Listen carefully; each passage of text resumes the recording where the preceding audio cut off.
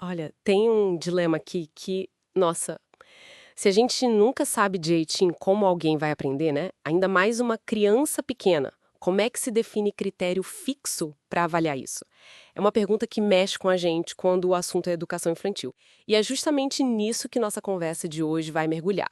A gente se baseou num estudo recente que discute essa tensão toda, sabe?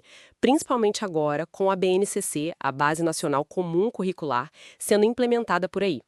A ideia aqui é tentar entender, assim, os limites de uma avaliação mais padronizada para essa faixa etária e, quem sabe, explorar outras maneiras de olhar para o desenvolvimento das crianças. Então, vamos lá. Com certeza. E é interessante demais observar essa trajetória, né?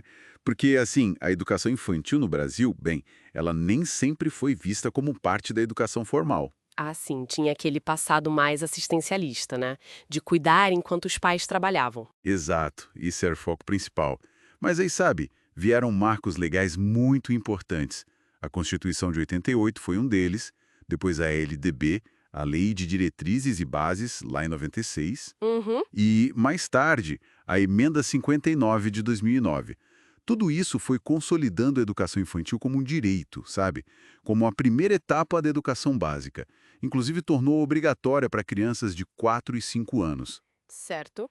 Aí, nesse contexto todo, surge a BNCC, com essa proposta de integrar a educação infantil ao resto do sistema educacional. E falando na BNCC, o estudo que a gente leu aponta que ela define aqueles direitos de aprendizagem, né? Tipo, conviver, brincar, explorar, essas coisas. Isso. E a orientação que já vinha das diretrizes curriculares nacionais, as DCNI, é para acompanhar isso observando, fazendo registros variados, relatórios, fotos, os desenhos das crianças, mas e isso é importante sem ter o objetivo de classificar, de dar nota ou de aprovar e reprovar para a série seguinte. Exatamente. Essa é a intenção declarada, né? Só que aí entra a crítica principal que o estudo levanta. Qual seria? Apesar dessa intenção de não classificar, a própria estrutura da BNCC, quando define o que é essencial aprender e foca muito em monitoramento, bem, ela pode acabar, talvez sem querer, reforçando uma lógica mais padronizada. Entende? Hum, faz sentido. O artigo até cita uma ideia forte do filósofo Deleuze, que é mais ou menos assim: nunca se sabe de antemão como alguém vai aprender, porque o aprendizado de verdade, aquele que marca, viria de encontros, de coisas que mexem com a gente de um jeito que não dá para prever nem controlar. Nossa. E isso levanta uma questão bem importante. Como é que a gente concilia essa busca por uma base que seja comum para todos, com essa natureza tão única, tão imprevisível do aprender na primeira infância? É, essa é a tensão, né, entre o comum e o singular. E aí, esse estudo que você mencionou, ele aponta alguma alternativa, tipo uma outra forma de pensar a avaliação? Sim, aponta.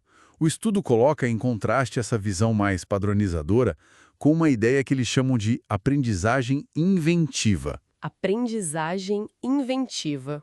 Como assim? Seria aquela aprendizagem que brota das relações, sabe? Dos afetos, do inesperado, daquilo que não estava no plano de aula. Ah, que interessante.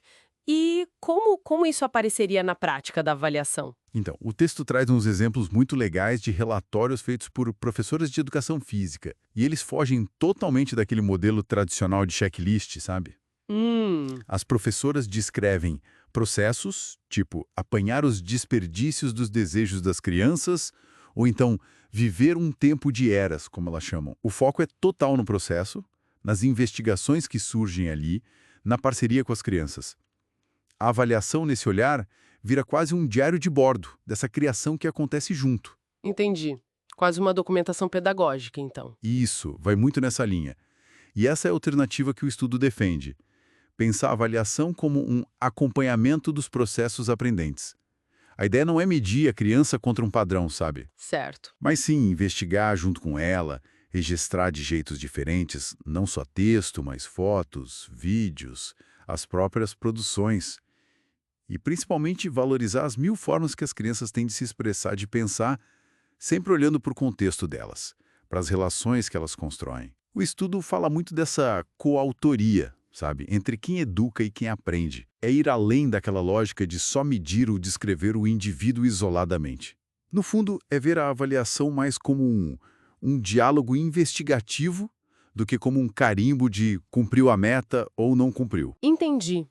Então, o grande nó que esse estudo coloca na mesa é que, ao tentar organizar a educação infantil com a BNCC, o que é uma necessidade do sistema, claro, a gente corre o risco de talvez abafar justamente o que tem de mais rico nessa fase: a imprevisibilidade, a singularidade, a invenção que nasce do encontro e não de uma lista de coisas a cumprir. Fica esse equilíbrio delicado, né, entre ter diretrizes e respeitar o jeito único de cada criança. Exato. É bem por aí. E isso nos deixa com uma provocação para pensar, que é a essência do que o artigo discute. Qual seria? Se o aprender na infância é tão ligado a esses encontros, a esses afetos, a essas invenções que surgem do nada, como seriam, então, práticas de avaliação que realmente abraçassem essa imprevisibilidade? Que tipo de ferramenta que a abordagem poderia valorizar de verdade o processo?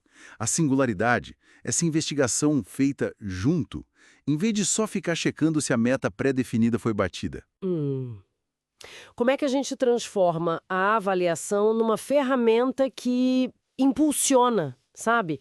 Que dá potência para o aprender na infância em vez de só medir? Fica aí a reflexão.